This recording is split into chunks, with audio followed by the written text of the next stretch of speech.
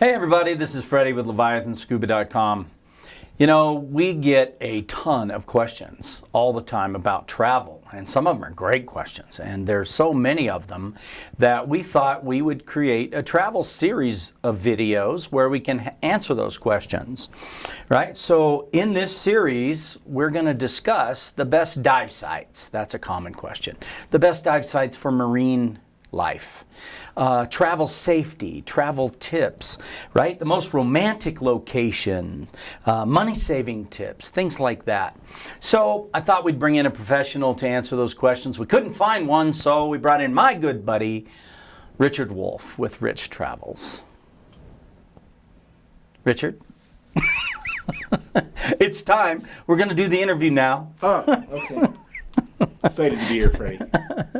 Richard is one of the most well-traveled people I've ever met. He's traveled over 4.5 million miles, 120 different countries, 49 U.S. states. Which state haven't you been to? North Dakota. Are you kidding? North Dakota. But I'm scheduled to go there before the end of the year. Very good. So Very excited then about you'll truly be a well-rounded traveler, right? Getting there. He has over 50 years of dive and water adventure experience. He is a certified dive instructor. He's logged more than 4,000 dives in 6 of the 7 continents. And I guessed it already, Antarctica was the continent that he hasn't dove on yet. Let's go. Let's go. He asked me if I want to go. I don't want to go. It's too dang cold up there.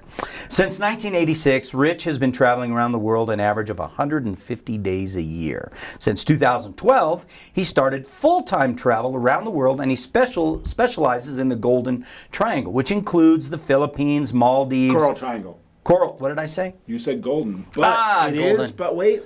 Yeah. It is the Golden Triangle because it is beautifully golden and all sorts of other colors. And it has, Coral and it has Triangle is golden okay. coral. Yes, it Gold does. coral, yeah. So that's Malaysia, Papua New Guinea, Philippines, places like that. Okay? Do we call you Mr. Travel? Travel Guru? What the heck do we call you? Travel broker. Travel broker. It's a good thing we have a slide for that. Let's go for broke. Let's go travel. Alrighty. So Richard and I, we met professionally. I hired him actually to set up some of our trips for us, and we were so impressed that we became close friends. We've worked close together, and we've had an opportunity to travel together. That was my first time in first class. He arranged it for me. So Okay. fun. It was great, right? So I'm going to ask you some fun questions, and most of these come from our audience, and some of them from us, whatever. What attracted you to the travel industry? Oh my gosh, that's a great question. Ever since I was a little guy, I was always fascinated with the process of travel. Fascinated with airplanes, fascinated with resorts, hotels, destinations. I would always run for the T section. Remember the card catalogs way back in the day? Yeah. It's all computerized now. But I would always run up the stairs to the library and go right to the T's.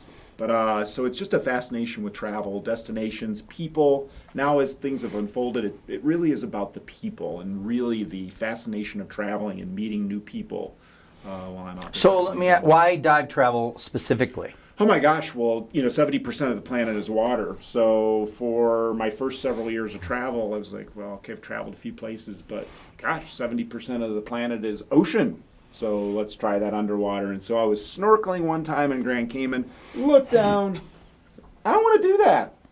So then got certified as an open water dive instructor many years ago. Very good.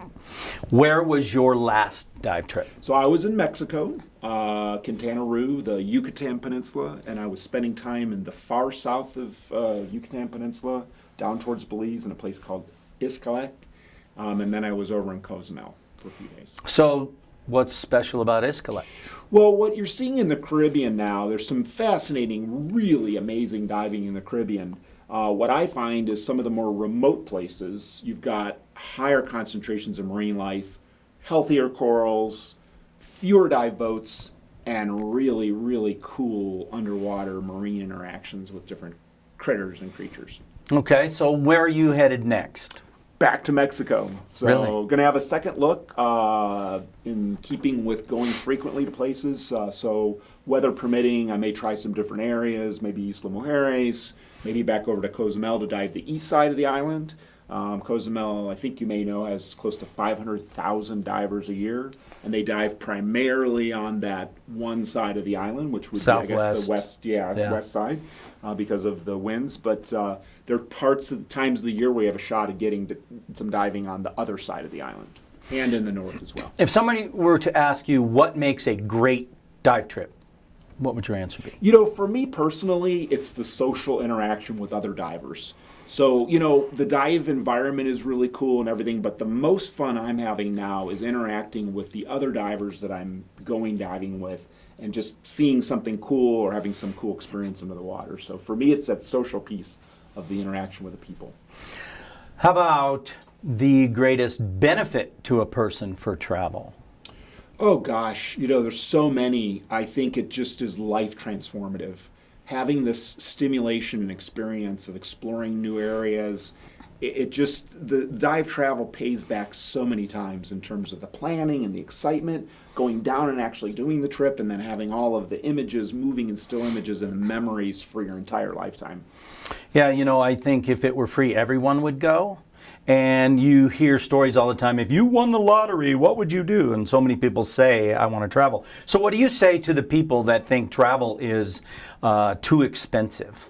Yeah, well, I generally say it's not expensive enough because of the value return that you'll get from the diving and the traveling that you're doing.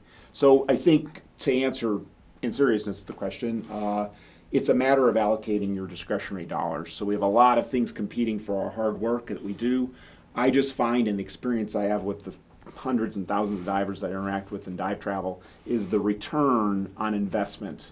And I do view travel costs as investment. So because those memories, those experiences, those things that you do, you can't even, for me, you can't place a price tag on the love and enjoyment of that.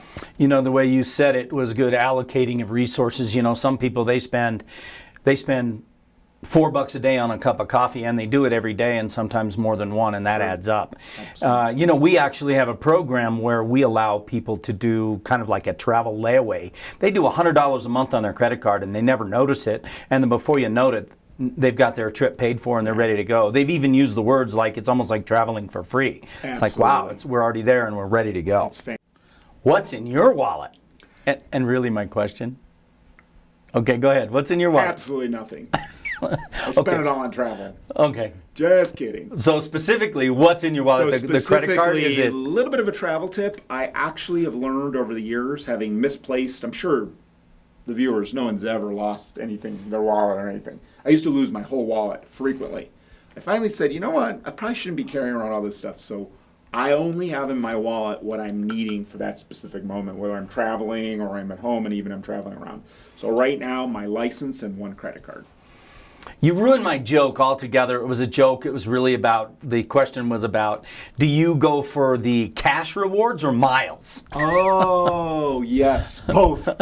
No, actually, I'm probably more of a miles than a cash rewards person. And then you get to use them for travel. It is a travel series video after all. Absolutely. And get those double, triple, quadruple, quintuple mileage cards. Right. Okay, continuing on. Let's get into a little bit of trip research, travel research, right? When you fly, I happen to know you never stop researching because I've flown with you. This graphic shows what it looks like to be flying with him. He's reading magazine articles and, you know, everything about travel and everything. It's kind of fun. So here's a tough question. What is the difference between a budget trip and a little more expensive trip? Yeah, so the fascinating thing about travel, and actually wonderful thing about travel now, is you have so many choices. It's such a rapidly growing industry. And so, you know, a budget travel would probably involve a little bit narrower airline seat, maybe not as much recline in the seat, might have to pay for extra bags and things, on up from economy to business class, and then hotels, resorts. You know, nowadays you literally can stay. In fact, you could, with some sites, you can actually stay at no cost or no upfront cost with people, or you can stay in $10, $15 a night, on up all the way to thousands of dollars a night. And it's all about luxury, comfort, and in the matching of a person's individual needs with what they're willing to invest in the trip that they're doing. What would be the most important parts of a travel package that somebody were to purchase? Well, obviously the air is a relatively large component of the travel investment. And then you've got where you're staying, the transportation in between, dive travel, your dive operator, if you're doing snorkeling or free diving, the people that you're going to be diving with. So you've got multiple components. Occasionally there's all-inclusive resorts, so you might have a breakfast included, a lunch, dinner, even sometimes beverages, adult beverages and kid beverages. So it really is, there's several different components to a package. So for the people that are out there that wonder where's the best place to research travel destinations? Yeah, it's a great question, and it's almost overwhelming. The viewers watching are probably like, oh my gosh, there's so many places. Oftentimes what I'll do in the travel research process is I'll decide which region I'm going to, or I'll look to those areas. I might go to the Visitors Bureau from that location. There's a lot of third-party websites which I use for research initially. And they run the gamut from airline sites to hotel and resort and packaging sites. And then I'll use those sites to increasingly get an idea of how I'm going to get my needs met for my travel investment.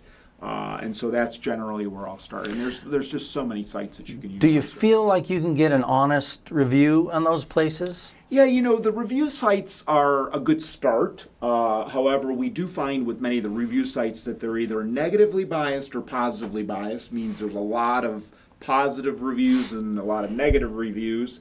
What I'm looking for when I look to review sites is for consistent, multiple praises or concerns or issues with things.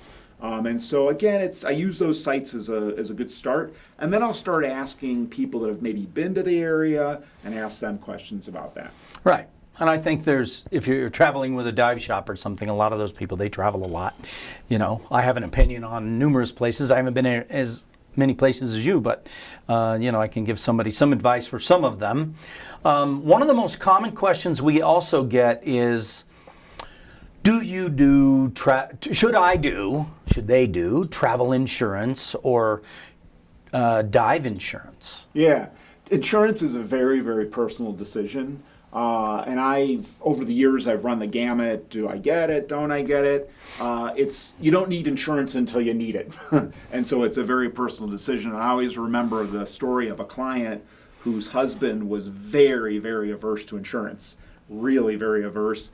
And she was more moderate, like, I think we might, as they've gotten older, so they booked a $20,000 trip, and they had something happen, and the husband was beside himself. He was like, oh my gosh, we're going to lose our investment. And she brought out the document showing him, I got insurance. He buys insurance every single trip now. He felt it firsthand. He felt it firsthand. Now, he did ask me, now, do I get my premium back for that insurance? I'm like, no, you don't. You'll get the help with the cancellation or the reschedule, but you do not get the premium back. Right. You got to pay for it. And Freddie, the insurance can be quite expensive. I mean, it's good to research it, but boy, when you need it, it's nice to have for peace of mind. Yeah. And the dive insurance, kind of a similar thing. Very similar thing. The incidence of dive accidents, as you know, is low. However, to know that you're going to have evacuation if you need to get out, you're going to have transport to a chamber, I really come back to that peace of mind part of the travel insurance decision-making process. Right, yeah. I've actually seen dive travel insurance come into play where the bill would have been $80,000 for a medical Learjet to fly in with a team, extract the diver out, and take him back to his home state. Yeah, numbers have gotten bigger as travel's become more fascinating and growing. Right. Next up, our series continues with our dive travel advice and your toughest questions, biggest mistakes travelers make, and jet lag advice, and more. What do you think of that series? She likes it. You can tell. She's smiling. We hope you're enjoying the series. If you have any ideas for us on other series we can do, just let us know. Elsa and I will get to them just as quick as we can. She would really like you to like the button down below and let us know we're doing the right thing. And if you hit the subscribe button, you'll know when the next one comes out. Make it a great day.